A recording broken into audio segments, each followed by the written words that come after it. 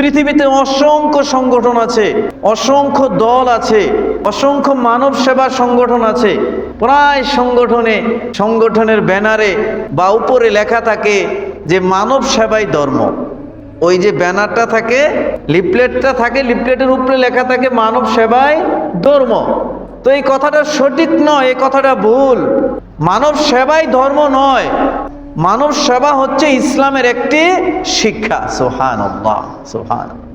মানব সেবাই যদি ধর্ম হতো তাহলে নেলসন ম্যান্ডেলা সারা পৃথিবীর মধ্যে উনি মানুষের সেবা করেছেন, দেশের সেবা করেছেন, করতে করতে জীবনটাকে বিলিয়ে দিয়েছেন।